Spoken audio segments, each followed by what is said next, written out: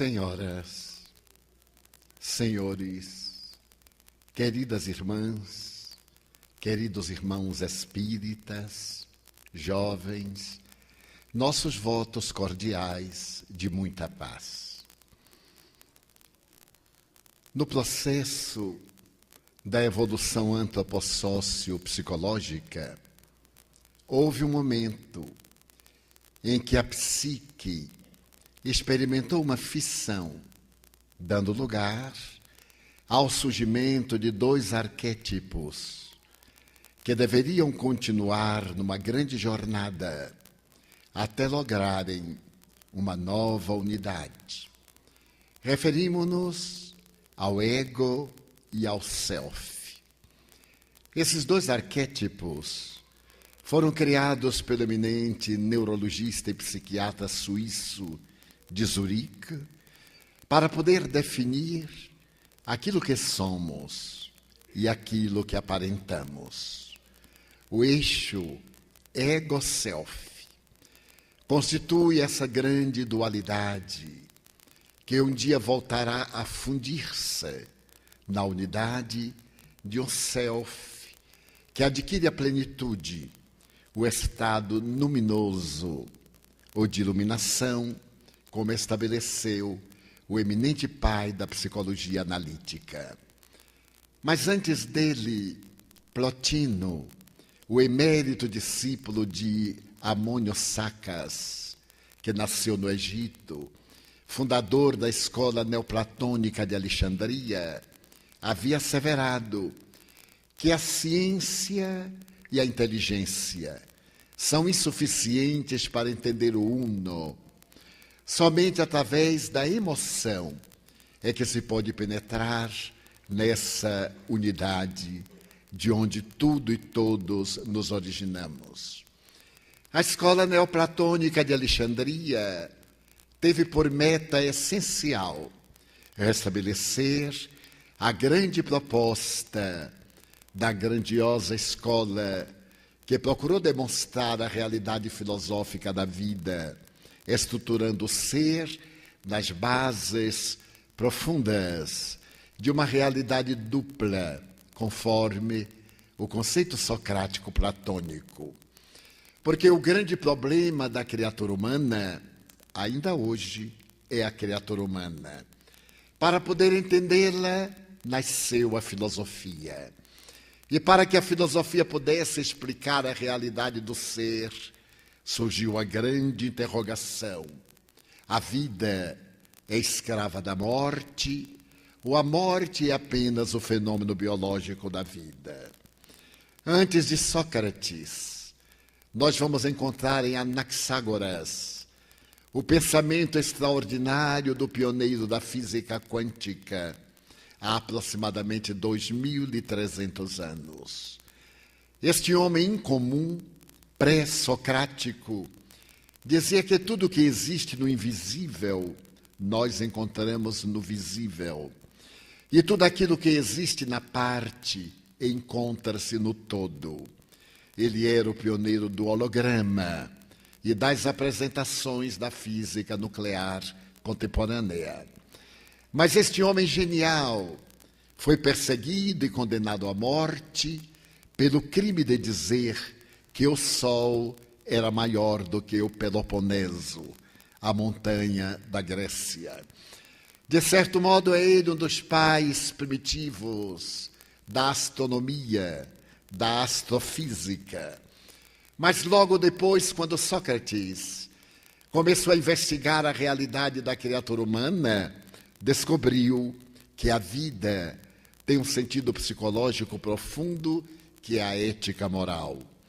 Se não existir uma ética moral como sendo base para a afirmação da realidade do ser que somos, a vida perde o seu significado. E por isso mesmo Sócrates havia estabelecido que o ser humano apresenta-se numa dualidade. O ser, que é permanente, e o não ser, que é transitório. O espírito e a matéria.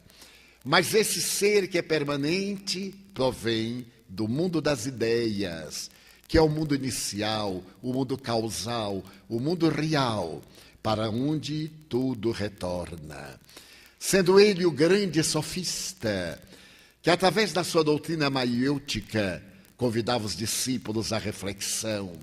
Através de Platão, seu discípulo emérito, tomamos conhecimento da sua vida admirável, da sua dedicação ao bom, ao bem e ao belo, e daquilo que mais tarde será considerado como uma das futuras bases do cristianismo e a posteriori do espiritismo.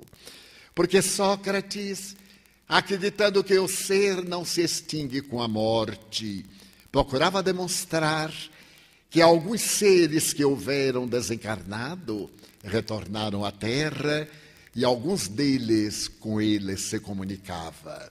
Fez-se célebre a história do seu Daimon, daquele ser angelical que o guiava na maioria das dificuldades de decisão e que o ajudava mesmo na compreensão do pensamento filosófico. Foi Platão, o seu emérito discípulo nos jardins de Academos, que nos dá uma ideia da grandiosidade de Sócrates. Isto porque, à semelhança de Jesus, ele nada escreveu. A sua vida era tocada pelo desejo de encontrar-se a harmonia, de preservar-se o belo e de estabelecer-se uma ética de comportamento compatível com os padrões da felicidade. Condenado a beber cicuta, porque estaria pervertendo a juventude, ao convidá-la a não obedecer aos 70 tiranos que governavam Atenas, ele enfrentou a morte com naturalidade, demonstrando que morte é vida, e quando o meritíssimo juiz o condenou no processo à morte, ele respondeu sofisticamente: mas, excelência, todos nós, quando nascemos, já nascemos condenados à morte.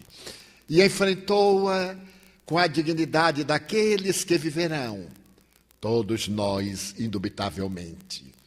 Platão, por sua vez, procura demonstrar a necessidade de, não apenas, acreditar-se nessa dualidade, mas também na pluralidade das encarnações. Havendo passado uma temporada no Egito, quando seu mestre estava politicamente perseguido, de lá ele trouxe a Atenas a imortalidade da alma agora embutida na reencarnação. E será talvez no Ocidente um dos primeiros a dizer que a vida tem o seu valor pelos nossos atos.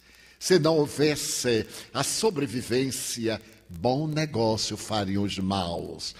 Porque depois de uma vida pervertida e cruel, tudo terminaria no nada. Mas para eles, a realidade da vida é muito mais pungente e severa, porque depois da morte ela prossegue e o ser retorna ao proscênio terrestre para dar lugar à atividade de desenvolvimento do eu profundo. Mais tarde, Aristóteles, por sua vez discípulo de Platão, o Estagirita, irá dizer-nos que há uma terceira partícula que constitui a criatura humana, que é a inteléquia, e abre o pensamento à realidade transcendente do ser e da vida. O Oriente, por sua vez, resolveu a problemática da criatura humana de maneira muito mais fácil, através da própria revelação. Na intimidade dos santuários dos templos caldeus, assírios, babilônios, egípcios, ou na intimidade das preocupações profundas dos hebreus ainda mergulhados no grande êxodo pelo deserto, aqueles que eram denominados mortos retornaram e estabeleceram as diretrizes da felicidade para o amanhã através de uma vida digna, toda ela trabalhada dentro dos códigos da ética que constituem a lei da natureza. Dessa maneira, quando Jesus Cristo vem ter a terra, ele procura demonstrar que é também a unidade. Eu e o Pai somos um, porque não havia em Jesus essa diferença do eixo ego-self. Ele era a plenitude e teve a ocasião de muito bem defini-la quando asseverou que antes que nós fôssemos, ele já era. A mensagem arrebatadora do cristianismo assinala uma era em que nós podemos perceber que é possível superar os limites do nosso ego e alcançar a realidade do ser que em legitimidade nós somos. Nada obstante, aquela mensagem de ternura, feita de amor decantada no Sermão das Bem-aventuranças, depois de 300 anos, experimentou a construção sociopolítica, desde o momento em que Constantino a considerou livre para agir no Estado e logo depois para poder ser parte do próprio Estado. A palavra de Jesus, que rutilava na alma de 1 milhão de mártires, que foram conduzidos à fogueira, atirados às arenas, despedaçados pelas feras. Aquela palavra dúlcida e nobre foi modificada pela problemática dos dogmas, das paixões humanas, pelas imperfeições das criaturas, que ao invés de viverem o cristianismo, adaptaram-no ao seu modus vivendi, a prejuízo da qualidade da própria mensagem. É quando, então, a partir de 1744, um homem notável na Suécia, considerado um dos maiores sábios do seu tempo no seu país, tem a oportunidade de receber uma revelação. Emanuel Swedenborg mantém contato com o mundo transcendental e no dia 16 de setembro de 1756, na cidade de Gotemburgo, a 495 quilômetros de Estocolmo, estando no jantar nobre, esse cientista admirável empalidece e de repente começa a dizer coisas desconexas, surpreendendo o seleto colégio daqueles que participavam do banquete. Vejo Estocolmo devorada pelas labaredas. E durante 6 horas ele narra com riqueza de detalhes a tragédia que acontece na grande capital da Suécia, devorando as grandes construções por causa de um lamentável incidente provocado por uma questão muito natural. Mais tarde, ante a surpresa daqueles espectadores, chegam as notícias do correio informando aquilo que Swedenborg havia narrado diante das pessoas dominadas pela surpresa.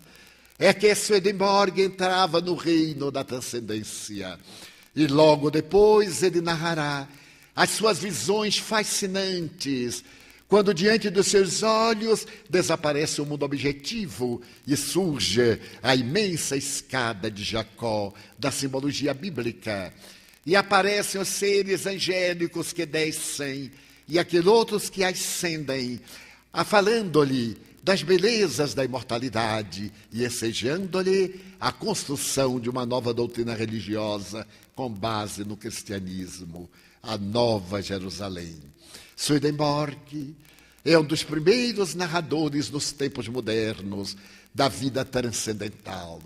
E para surpresa daqueles que têm a oportunidade de compulsar a sua obra, vão encontrar as narrações formosas na linguagem moderna, portanto, do século XVIII, repetindo a façanha inesquecível de Dante Alighieri.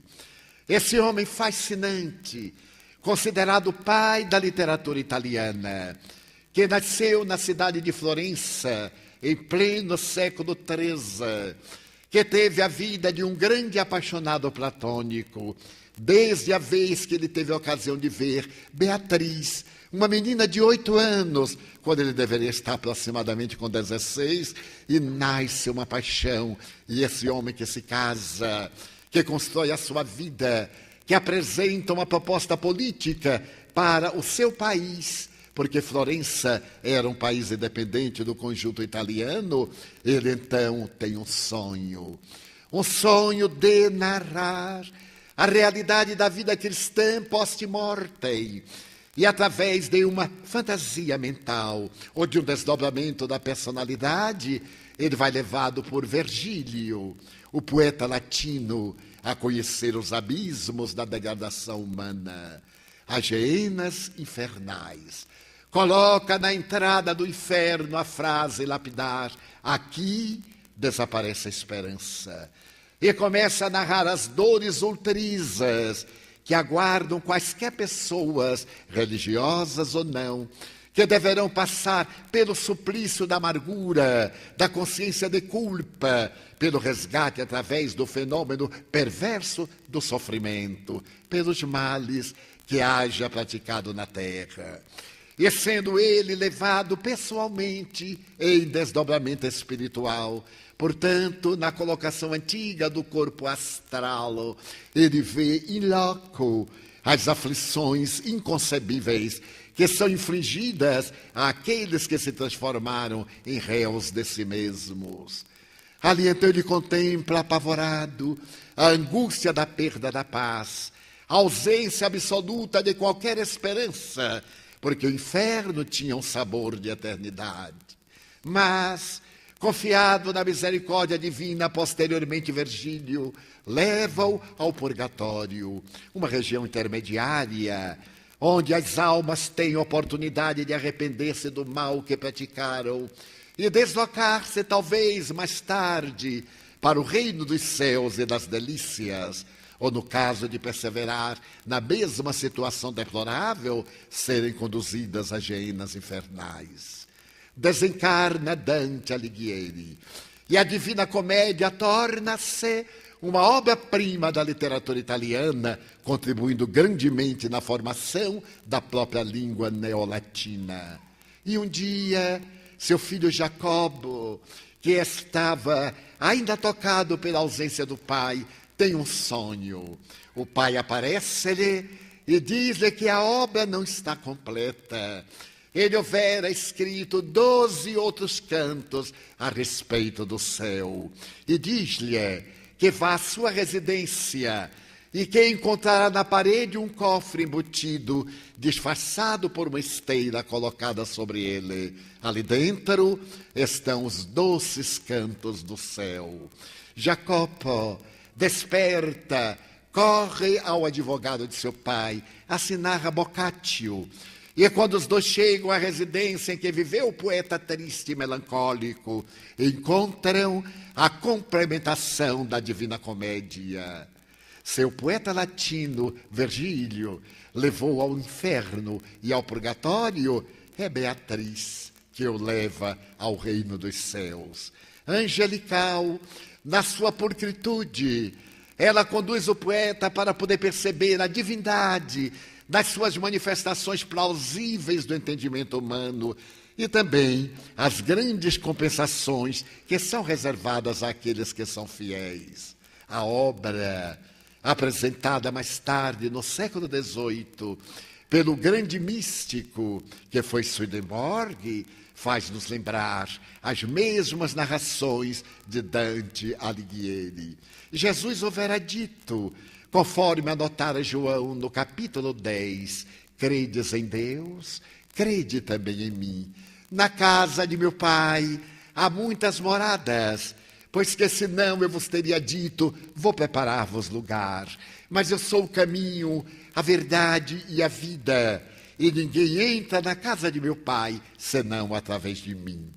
Era Jesus demonstrando a pluralidade dos mundos habitados, mas também a interface desses mundos vibratórios que interpenetram os denominados mundos materiais em outra dimensão. Caberá ao insigne codificador da doutrina espírita, Allan Kardec, repetir as mesmas lições que foram colocadas por Plotino, por Anaxágoras, por Sócrates, Platão, Aristóteles, e também confirmar as maravilhosas revelações de Dante Alighieri e de Swedenborg, asseverando que nós viemos do mundo causal e que retornaremos a esse mundo com o patrimônio que acumularmos durante a nossa vilegiatura carnal.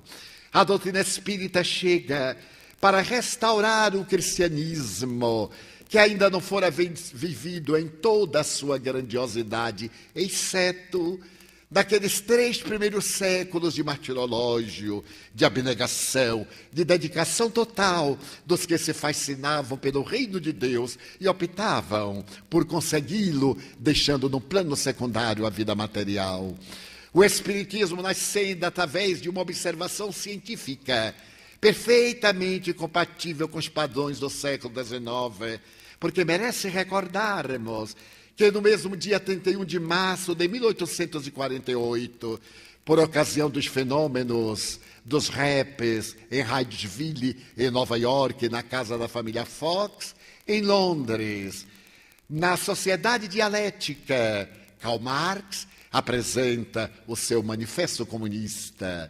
A mim me parece fascinante quando nasce uma dialética de natureza materialista para poder atravessar a história por meio da economia, propondo uma outra civilização filosófica baseada na negação da vida imortal. E nesse mesmo dia, do outro lado do oceano, os imortais virem comunicar-se para dizer que a vida continua e que todas as experiências que são negadoras fracassam diante da realidade dos fatos. O pai da psicologia americana imediatista, positivista, William James, teve ocasião de elaborar uma frase extraordinária entre as muitas da sua psicologia humana. Disse ele que basta o acontecimento de um fato para sobrepor-se a toda negação. Todos sabemos que os corvos são negros. Não é necessário, para poder dizer que existe um corvo branco, que nós apresentemos todos os corvos negros da humanidade. Basta que apresentemos um corvo branco e logo teremos demonstrado a tese que nem todos os corvos são negros. Desta maneira, o Espiritismo fere o materialismo de maneira certeira, apresentando o fato da imortalidade, que se multiplicam em fenômenos constatados no laboratório da mediunidade. Porque logo depois, com o surgimento da ciência espírita, apresentada por Allan Kardec em O Livro dos Espíritos, no dia 18 de abril de 1857, uma nova era se abre para o tirocínio da humanidade. E é nessa obra, que tem um caráter de ciência, porque enfrenta a ciência nos seus lugares onde se encontra e se omisia, abre-se um elenco fantástico de natureza filosófica. A doutrina de Sócrates, a doutrina de Platão, a doutrina dos neoplatônicos renascem através da reencarnação que explica quem somos, de onde viemos, para onde vamos, qual a razão dos sofrimentos humanos, quem de nós, de mediana claridade mental, que não se perguntou, por que eu sofro? Qual a razão da carência? Porque pessoas há que tudo quanto tocam, a semelhança de Midas, transforma em ouro, e aquelas outras que todo ouro que toca se transforma no metal, sem qualquer significado. Porque existem pessoas que nascem num berço de felicidade e outros num catre de desdita. Qual a razão dos fenômenos teratológicos? Aqueles deformados, os denominados irmãos siamesas, esses anencéfalos, que não têm a possibilidade mínima de raciocinar, porque lhes falta o órgão do raciocínio, que é o cérebro. Qual a razão da idiotia, da esquizofrenia, do autismo, do vazio existencial, da culpa, que trazemos subrepticiamente nos recônditos do nosso inconsciente profundo? Porque a timidez, Porque, no entanto, outros atravessam a terra sempre aureolados pela felicidade, pelos júbilos, pelos aplausos, e nada obstante também, no recôndito dos seus seres, experimentos inenarráveis. A reencarnação é a chave que decifra todos os enigmas do comportamento e que abre as portas do porvir, ensejando-nos a felicidade. As doutrinas religiosas asseveraram-nos que a terra era um vale de lágrimas, era um lugar de punição, que a vida física era um castigo divino, através do qual deveríamos, por meio da penitência, dos suplícios, depurar-nos, quando os Espíritos veio dizer-nos que a terra é uma abençoada escola, ainda inferior, porque os espíritos que a habitamos ainda somos inferiores, mas que se vai desenvolvendo, cresce, que evolve como as suas criaturas e que em breve estará numa situação de beneficência, de progresso, que é um mundo de regeneração, avançando na direção dos mundos felizes que nos esperam. Doutrina eminentemente otimista, sem ter o caráter exacerbado das alucinações nem das fantasias, oferece-nos a visão correta da vida, conclamando-nos a uma existência caracterizada pelos sentimentos nobres do amor e não apenas da inteligência. Como disse Plotino, que uno somente pode ser entendido pelo sentimento e não só pela razão. O Espiritismo enseja-nos, através da sua filosofia, uma vida feliz, assinalada pelo prazer de uma existência caracterizada pelo dever retamente cumprido.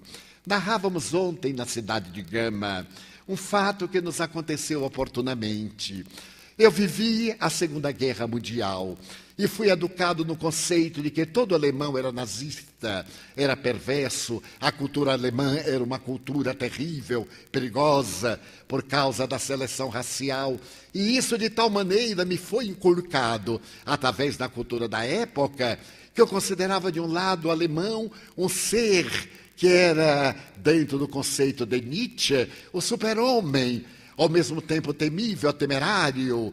E quando, pela primeira vez, eu me encontrei em Berlim para proferir uma conferência com tradução na Universidade de Berlim, eu tremia e dizia, mas eu não tenho condições de falar a esta raça superior.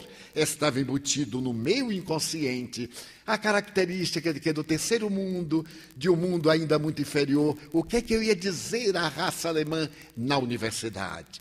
Mas, como me haviam sido apresentado um tema, fizemos a abordagem, o tradutor era um intérprete muito feliz, depois houve algum debate, e ao terminarmos, quando se encerrava aquele evento, eu estava imensamente feliz, porque não me foi feita uma pergunta embaraçosa. Ali era a residência do materialismo, as teses de Schopenhauer, de todos aqueles pensadores do passado, como Nietzsche, com as suas características negadoras, estavam presentes, mas ninguém menoscabou a proposta espírita que eu havia apresentado. Então, embora sorrisse para o auditório, eu orava e dizia, meu Deus, que bênção! Muito obrigado, Senhor. Muito obrigado pela bênção que me acabas de oferecer. E nesse momento de quase êxtase, aparece o espírito Joana de Ângeles, que me pergunta, tu estás feliz? Eu disse, como não?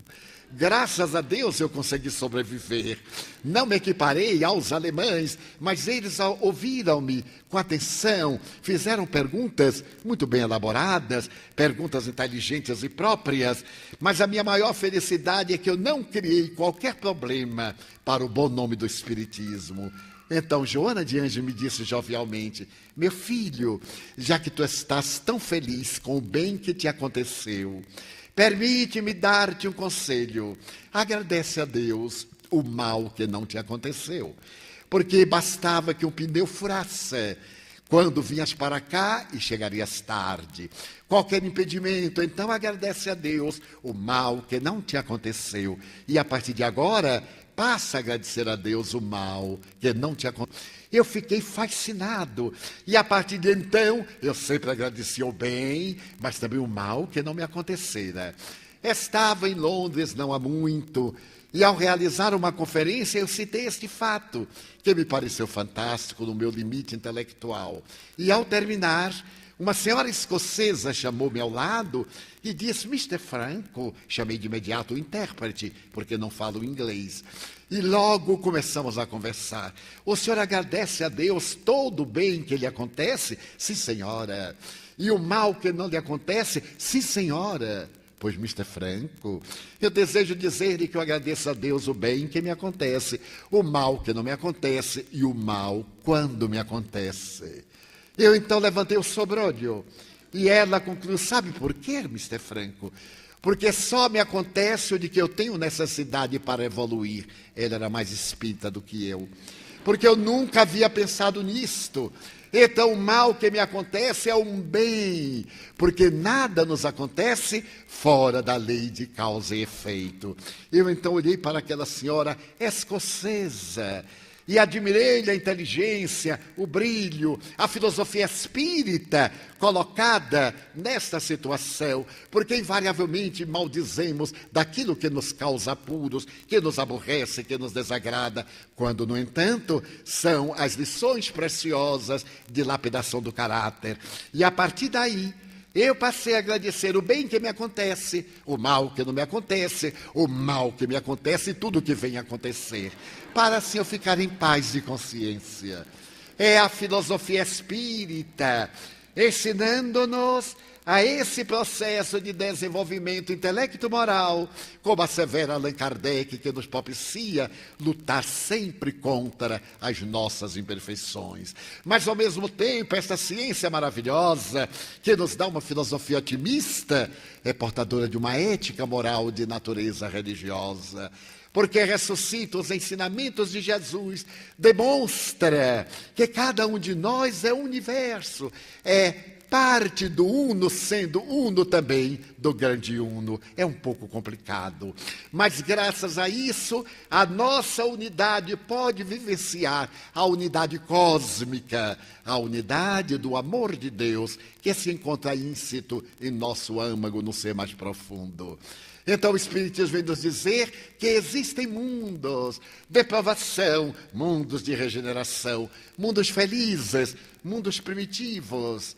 E esses mundos, de onde nós tivemos a oportunidade de vir, alguns, ou para onde retornaremos nessas sucessivas camadas vibratórias, cercam-nos e convidam-nos a reflexões profundas, porque são mundos habitados por seres espirituais que interferem em nossas vidas, interferem de acordo com o nosso padrão de natureza moral, graças às nossas realizações de natureza emocional, porque somos seres que mantemos um intercâmbio direto, constante e contínuo com aqueles que se encontram desvestidos da matéria. Ao ser apresentada a doutrina espírita, mesmo quando ainda não conhecida em Londres, aparece uma obra fascinante, falando-nos desses mundos que são caracterizados pelos diversos processos de evolução. A vida além do véu, do reverendo Staton Moses. Esse homem que era dedicado à religião, que vivia mergulhado no pensamento cósmico e que pregava também o inferno, que pregava o céu, de repente é arrebatado e retorna dos transes profundos para nos falar dos mundos paralelos, desses mundos espirituais que nos envolvem, nos quais nós nos agitamos e realizamos o nosso desenvolvimento espiritual, quase que concomitantemente. Uma outra obra sensibiliza a opinião pública inglesa e depois a opinião mundial, apresentado por uma jovem médium, Elizabeth de Perrance. A sua obra Do País das Sombras relata-nos as maravilhosas experiências da sua incomparável mediunidade. A médium que conseguiu converter grandes cientistas, especialmente o célebre cientista que era físico, Joner, e que nos oferece mais tarde uma obra extraordinária na sua área, a física transcendental. Esta notável Elizabeth, que materializava os espíritos praticamente à luz do dia, que materializava plantas, que permaneciam vivas por mais de uma semana, até que se decompusessem em contato com o oxigênio do ar e a claridade da luz. Experimentou momentos de grande aflição, quando numa das materializações fantásticas que realizavam, o espírito materializado de uma jovem mulher fascinou de tal forma um repórter que estava presente, que ele a abraçou, dominado por um impulso de licenciosidade moral, e ela fugiu dos seus braços e retorna à cabine, deixando a médium com uma problemática pulmonar. É nesse período que se lhe instala a tuberculose pulmonar e ela deixa o clima úmido de Londres e vai passar uma temporada em Florença. Ali realiza sessões monumentais sob o controle de cientistas absolutamente materialistas. Mas ela narra também as experiências da vida que se desdobra nesse país de sombras da nossa imaginação. Quando então o Brasil apresenta médiuns notáveis, fazendo narrativas equivalentes, e aparecem os nobres romances de Zilda Gama, a sensitiva que traz do além-túmulo Victor Hugo, com os mesmos caracteres linguísticos e o estilo extraordinário do grande gênio, do grande vate latino. É nesse período que vai aparecer Nosso Lar, a obra grandiosa do espírito André Luiz, narrando-nos dessas experiências da vida fora do corpo físico. Nós que estávamos acostumados a pensar ser o campo material, o campo real. E André Luiz, o médico sanitarista que viveu no Rio de Janeiro e que depois da desencarnação mantém contactos psíquicos com o jovem médium de Pedro Leopoldo, que dialoga com ele. E um dia o médium lhe pergunta: como é o nome do senhor? Tão fascinado estava com a presença desse espírito nobre. Dormia então Chico Xavier ao lado de um irmão seu no mesmo quarto. No momento deste colóquio, seu irmão, por parte de pai, estava adormecido, e o espírito nobre, que desejava o anonimato, olhou para o irmão de Chico dormindo e disse: chama-me André Luiz, o nome do teu irmão. E a partir daí, nós vamos conhecer esse espírito admirável que nos traz a revelação da vida além do véu e tira a sombra do país de lá, para que nos possamos preparar para a grande viagem de volta, para que logremos realizar a fusão do ego no self e mantenhamos a nossa individualidade de espírito eterno, ou melhor, de espírito imortal, assinalado pelas bênçãos de Deus. E surge Nosso Lar. A obra é recebida com certa frieza, porque ainda não sentia uma revelação do quilate que a obra narrava, através desse repórter extraordinário de que se fez o eminente médico. Em Nosso Lar, os mensageiros, missionários da luz, André Luiz é essencialmente um repórter que narra as lições preciosas dos espíritos iluminados com os quais convive, para dar-nos uma ideia aproximada do mundo das causas, nós que vivemos no mundo dos efeitos. E a partir então de Nosso Lar, a reação logo se fez de imediata. Narrou-me oportunamente Chico Xavier que ele recebeu centenas de cartas de pessoas revoltadas com a informação e de alguns ditos espíritas que naturalmente acreditavam no céu de algodão, neste céu de fantasia das quimeras tradicionais, nesses arquétipos ancestrais dos mitos, incapazes de penetrar e de conhecer a realidade, porque ela afeta profundamente o nosso comportamento. E o Chico, assustado, da pequenina Pedro Leopoldo, acusado de mistificador, de farsante, de ser um alucinado que trazia as páginas absurdas da sua imaginação em delírio para poder oferecê-las como se fossem da realidade, ele fica receoso, e quando André Luiz lhe fala que pretende escrever um outro livro, o segundo, Os Mensageiros, ele recusa-se. Não posso, meu irmão. O livro foi mal recebido. Eu tenho uma vasta correspondência de pessoas acusando-me de farsa, de pessoas criticando-me, dizendo que são delírios. Eu me recuso. E por que te recusa, Chico? Porque não tenho certeza. Claro que eu tenho certeza do irmão, do benfeitor, mas eu não sei exatamente como é esse mundo a que o senhor se refere. Ele disse, não há problema, Chico, eu te levarei lá. Tu vieste de lá e te olvidaste, mas eu te refrescarei a memória, com permissão de Emmanuel, levando-te no aeróbus. E Chico descreve-me o aeróbus e narra que naquela noite, adormecido através de passes magnéticos que lhe foram ministrados pelo Espírito André Luiz, desloca-se do corpo, através do desdobramento parcial do ser que somos, e levado até o aeróbus que o aguardavam num ponto especial da cidade de Pedro Leopoldo, ele agora vai atravessar a distância. Eu naturalmente pensei que fizesse uma grande vertical na direção de nosso lar. E ele disse, não, ele foi obedecendo à rotação da Terra, como mais tarde os foguetes iriam demonstrar ao colocar em torno do nosso planeta os satélites artificiais.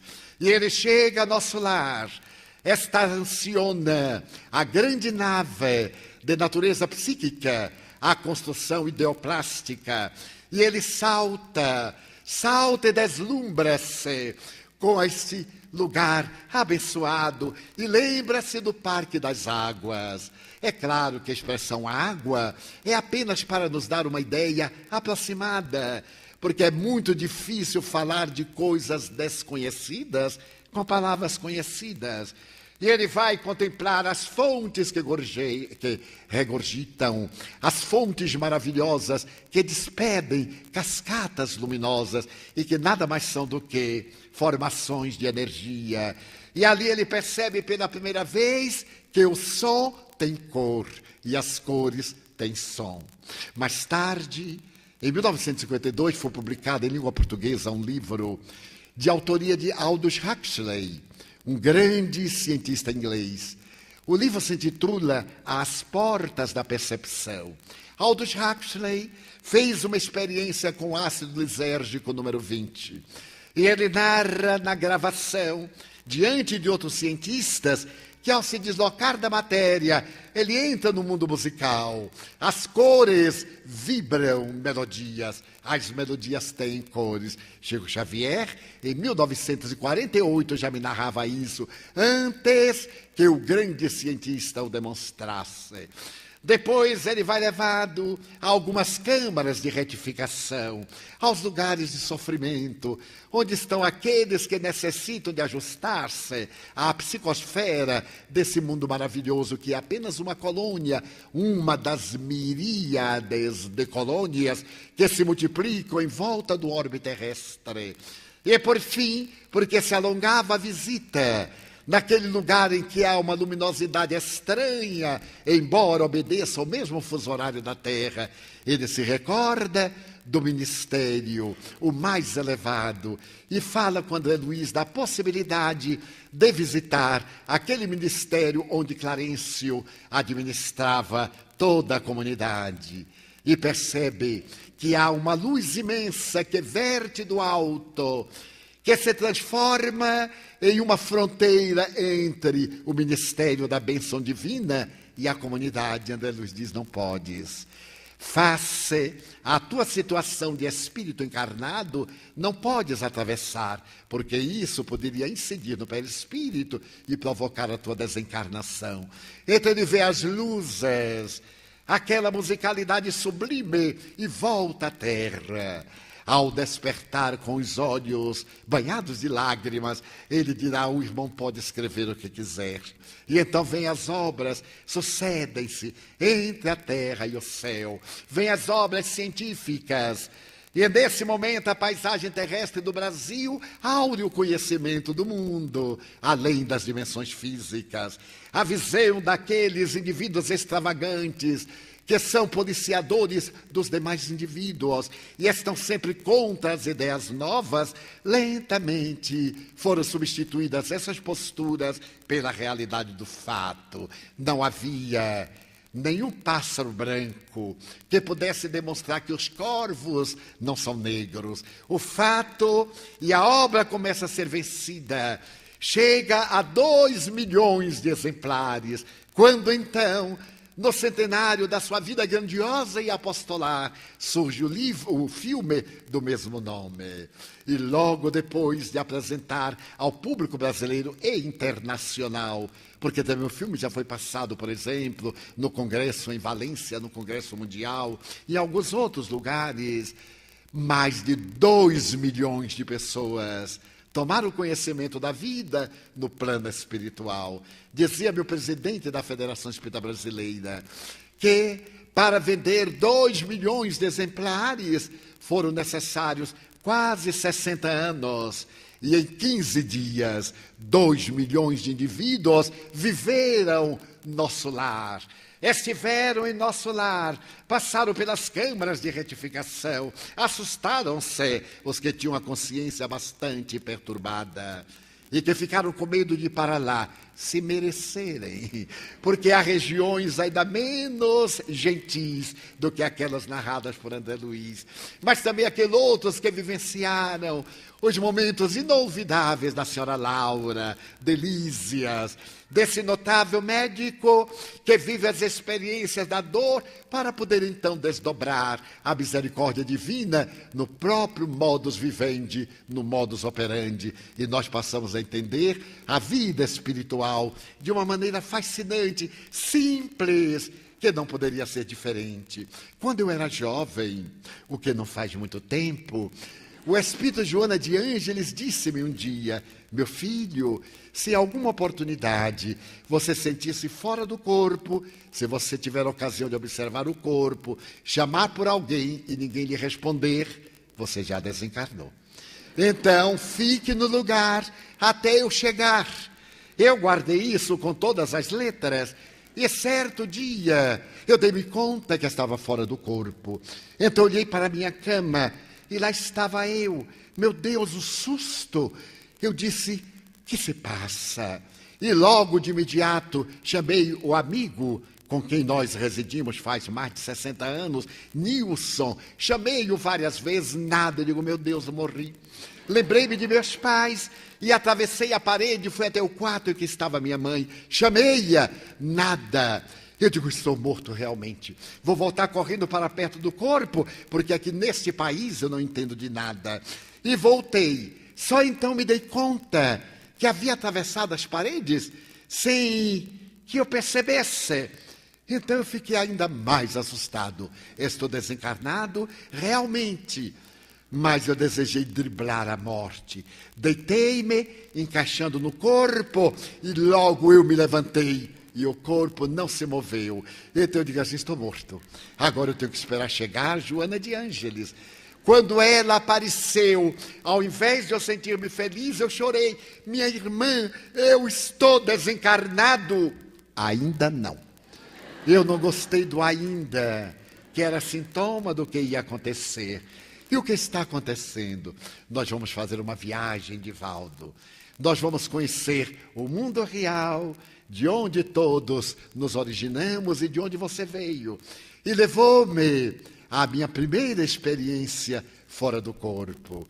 À medida que os anos se passaram, eu me fui acostumando até o dia que tive um infarto do miocárdio e senti-me totalmente fora do corpo. Nessa oportunidade, estavam vários amigos, alguns médicos, foi depois de uma reunião. E então eu estava caído e o meu filho, o médico, dizia: tio Divaldo acaba de morrer. E massageava-me o peito. As pessoas choravam. E eu digo: será que é de alegria? Porque a gente nunca sabe. Às vezes se chora dizendo: graças a Deus, antes ele do que eu, e etc. E então eu digo: meu Deus, o que é que eu faço? Vou esperar a Joana de Ângeles, porque eu chamei um, chamei outro e ninguém me atendeu. Nesse momento veio minha mãe, que estava desencarnada. E eu lhe disse: mãe, eu já desencarnei. Ainda não, meu filho. Sempre ainda, e há de demorar sem muitos aindas. Então eu lhe inquiri: mas o que se passa? Os bons espíritos estão examinando se você fica ou se você volta. Eu disse, mãe, vá lá interceder por mim. Quem já viu uma mãe dessa? Imagine a senhora, mãe, pelo amor de Deus, vá lá, vá interferir para que eu volte à terra.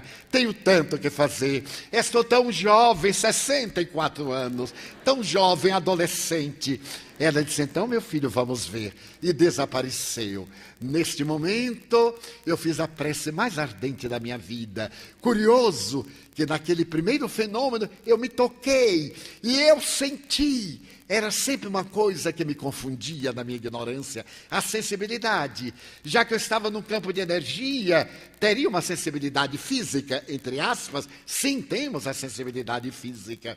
Então eu me apalpei, sentia um pouco de dor no peito, quando então eu disse, meu Deus, para o Senhor, se eu ficar, não muda nada. Se eu sair e voltar, também não muda nada. Então tenha misericórdia de mim, dê-me 10 anos de vida. Quanto eu me arrependi. 10 anos de vida. Porque para o Senhor não muda coisa nenhuma. Nesse íntere, minha mãe voltou e disse, meu filho, acabas de receber uma moratória, voltarás ao corpo para continuar a tua trajetória. E eu perguntei, por quanto tempo, mãe? Não, eles não disseram. E neste momento eu desperto com a dor dilaceradora. Aí eu vou atravessar o longo período de uma área profundamente afetada. O médico cardiologista, depois de me examinar, prognosticou 2 meses de vida física. Se eu fizesse repouso absoluto, mudasse toda a minha forma de viver, a alimentação. Então eu assim fiz na medida do possível. Até um dia em que a mesma Joana de Ângeles, era um dia de reunião mediúnica, acercou-se da minha cama e eu prostrado com as dores de angina, ela me perguntou, o que fazes? Eu digo, que guia espiritual é este? Que não sabe que eu estou numa situação dessa? Eu disse, minha irmã, eu estou 95% morto. E a senhora pergunta, o que faço? Eu disse, pois é, Divaldo, porque tu não estás falando comigo que estou 100% morta. Então levanta-te da preguiça e vamos trabalhar. Eu disse, mas não é preguiça, é recomendação médica. E quanto tempo ele te prescreveu de existência física? Se eu obedecer, 2 meses. E se não obedeceres, volto de repente. Então, que voltes de repente com a enxada na mão. Vamos à sessão mediúnica. Eu lá estou esperando-te. Eu digo, Ave Maria, esse espírito quer me matar. Não é possível. Naturalmente, eu chamei alguém para me levar até um outro edifício, onde realizávamos a sessão mediúnica. Cheguei ofegante, com dores, com sudorese abundante. E então Nilson perguntou-me baixinho, foi Joana? Eu digo, nem te conto. Porque eu acho graça que há pessoas no movimento espírita que os guias elogiam, que os guias oferecem viagem, que os guias dão presentes. O meu, de maneira nenhuma. É de uma austeridade impressionante. E às vezes eu digo em tom de humor, pelo amor de Deus, não queira um guia mulher. E ainda mais que foi religiosa, porque está acostumada com aquela disciplina emanuelina e querem que a gente viva dentro da mesma disciplina. Muito bem, fui à reunião, participamos da atividade da reunião mediúnica, que é o momento de comunhão com o mundo espiritual. Fiz um transe. Ela mesma comunicou-se por psicofonia, psicografei. Veio uma entidade muito sofrida para receber o pábulo da inspiração divina, enquanto eu me encontrava fora do corpo, entre os espíritos que se comunicavam, porque a vida continua em todas as suas dimensões. Estava fora, portanto, do mundo material, no mundo espiritual. Então, como eu não sou de falar muito, eu olhei para Nilce e disse, nem te conto a dor. Desapareceu. Ela surge do outro lado da mesa e me diz, agora, meu filho, vá descansar para não perder as energias que nós lhe demos. E eu fui recuperando-me. Voltei à atividade da divulgação doutrinária, mesmo com dores, às atividades habituais. Nesse íntere, 6 meses após, desencarnou meu médico cardiologista. E eu fui ao seu enterro e proferi uma palestra, uma prece maravilhosa, porque era ele quem tinha desencarnado.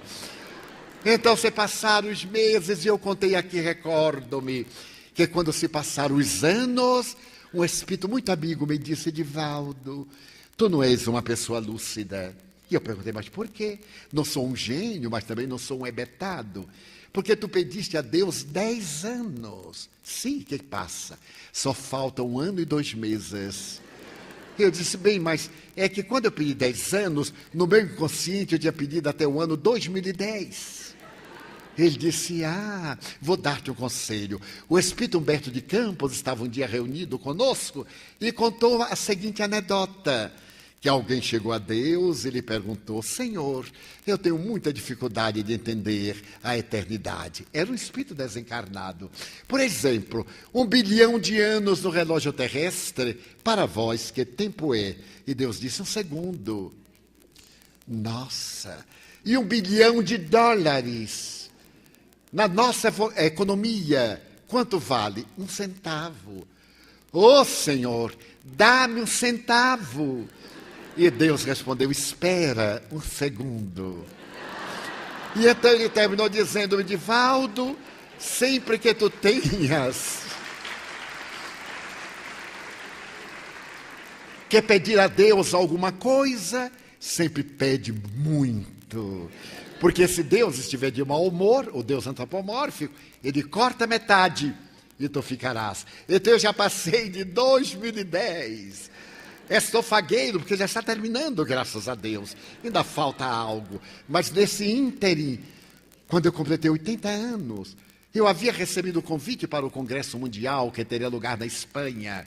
E eu então olhei e disse: meu Deus, daqui a 3 anos eu não vou responder. Porque daqui a 3 anos eu estarei o grupo da melhor idade, que eu sempre falo no momento da entrada dos aviões. E eu fico olhando o grupo da melhor idade como é. Então eu não respondi. Mas eu psicografo o Espírito Joana de Anjos diariamente às 9 da manhã, quando estou em Salvador. Ela vem, escreve, você vai, eu digito e vou atender os outros compromissos. E certo dia, ela se me apresentou, ditou a mensagem, eu voltei-me para o computador e quando estava digitando, ela permaneceu e chamou minha atenção, era a primeira vez. Eu continuei um pouco mais e ela sorrindo. Eu disse: vou aproveitar. Eu disse: minha irmã, imagine, eu tenho um convite para o ano 2010, era 2007. Eu não sei o que dizer. Aceite, meu filho. Eu disse: então eu vou viver até lá. De imediato, eu respondi ao meu amigo, ao Salvador: se tudo correr bem, eu estarei aí. Passaram-se 3 meses e eu recebo do Paraná um convite para o ano 2013, quando uma instituição completa 100 anos, uma instituição muito querida. Eu digo: mas também assim está exagerando. Eu estarei com 86 anos, estarei aquele bagaço humano. Eu nem vou responder. Menos de uma semana depois, estou psicografando, termino, vou para o computador e ela permanece. Eu aí já estava lúcido e disse: minha irmã, e tomei uma postura um pouquinho pusilânime. Minha irmã, os amigos são tão gentis. A senhora imagine, estou convidado para o ano 2013. Eu estarei com 86 anos. Eu não sei o que responder. O que é que a senhora acha? Meu filho, muita prece, muita prece. Então eu respondi para os amigos: para 2013, muita prece, muita prece. E estamos, portanto, orando. Quero dizer que o mundo espiritual é o mundo real, de onde nós viemos para a Terra e para onde retornamos todas as noites, através do desdobramento parcial pelo sono, quando nos encontramos com aqueles com os quais nos afinizamos, com aqueles que são muitas vezes nossos verdugos, nossos adversários, e nos levam a regiões dolorosas, onde experimentamos a sevícia da sua impiedade, dando lugar aos primeiros sintomas de futuras depressões, de futuras obsessões, ou somos levados a regiões gentis, onde nos renovamos às atividades espirituais de socorro, aqueles que somos médiuns, para os desdobramentos das atividades de consolação, que são a continuação das nossas memoráveis sessões mediúnicas. Então, Como disse Plotino, para podermos entender o uno só com a emoção, o intelecto e a ciência são insuficientes.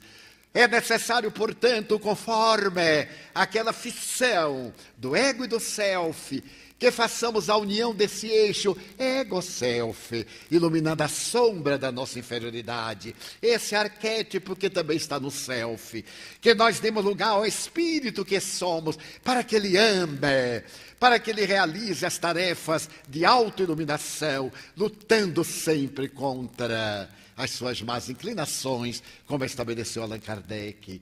Vivemos um momento grandioso. A doutrina espírita, como disse Kardec, o espiritismo está no ar, está nas ondas hertzianas, podemos pegar através dos canais das televisões. O espiritismo pode adentrar-se na intimidade das nossas casas. A orientação saudável da codificação kardeciana está ao alcance da nossa mão para poder espantarmos o fantasma do sofrimento, para podermos conseguir o sorriso da felicidade, mesmo que o coração esteja banhado de lágrimas. A felicidade chegará logo depois que ressarcirmos os erros que praticamos ante os tribunais da consciência cósmica.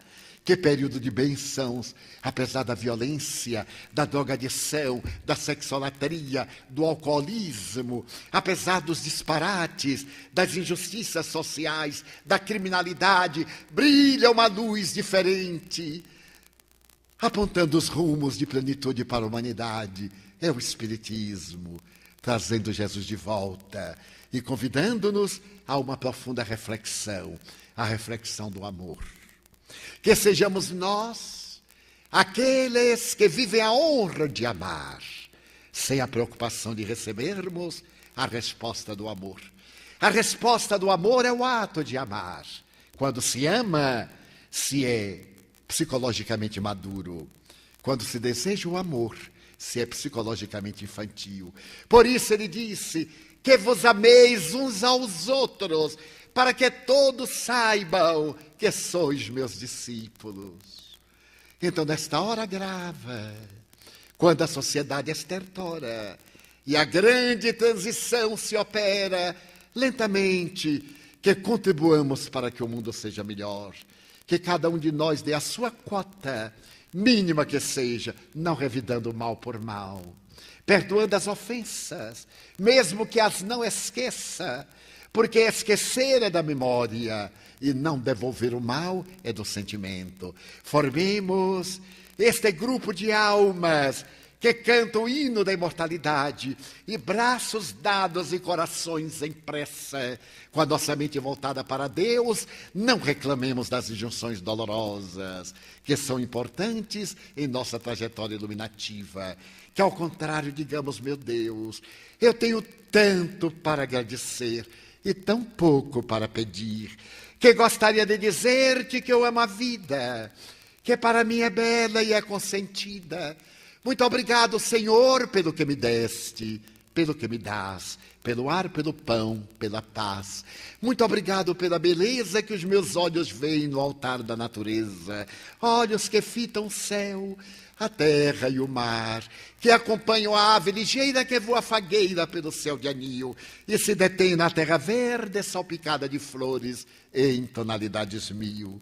Muito obrigado, Senhor, porque eu posso ver meu amor, mas diante da minha visão eu detecto os cegos que tropeçam na multidão, que choram, que sofrem na solidão. Por eles eu oro e a ti eu imploro com miseração, porque eu sei que depois desta lida, na outra vida, eles também enxergarão.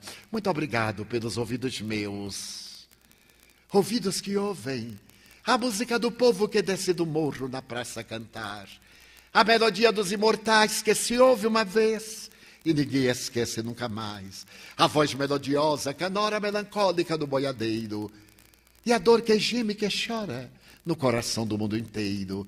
Pela minha faculdade de ouvir, deixa-me pelos surdos pedir, porque eu sei que depois desta dor, no teu reino de amor, voltarão a ouvir. Muito obrigado pela minha voz e pela sua voz, pela voz que ama, que canta, que declama, que ensina, que alfabetiza, que legisla, pela voz que trauteia uma canção e que o teu nome profere com dulce da emoção. Diante da minha melodia, eu quero rogar pelos que sofrem de afasia. Eles não cantam de noite, eles não falam de dia. Oro por eles, porque eu sei que depois desta prova, na vida nova cantarão.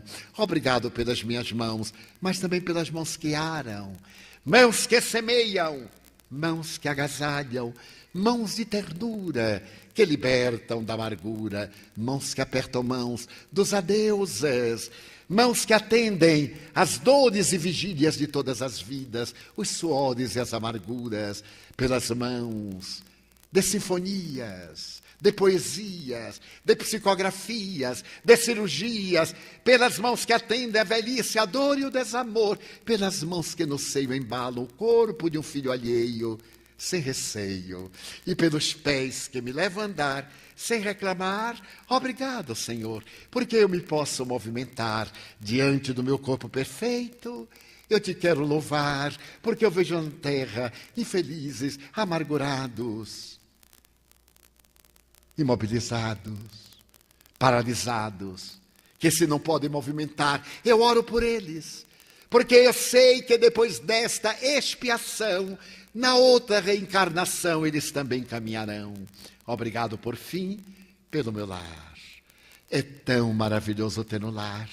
Não é importante se este lar é uma mansão ou se é uma favela, se é um ninho, um grabato de dor, um bangalô, uma casa no caminho, seja lá o que for, mas que dentro dele exista a figura do amor, de mãe ou de pai, de mulher ou de marido, de filho ou de irmão, a presença de um amigo, alguém que nos dê a mão, porque é muito triste viver na solidão. Mas se eu a ninguém tiver, nem um lar para me agasalhar, nem uma cama para repousar, nem um teto para cobrir, nem um cão para me acompanhar, nem assim reclamarei, porque eu te tenho a ti, e te quero dizer obrigado, Senhor, porque nasci, obrigado, Senhor, porque eu creio em ti, pelo teu amor, obrigado, Senhor, pela sua atenção, muito obrigado, senhores.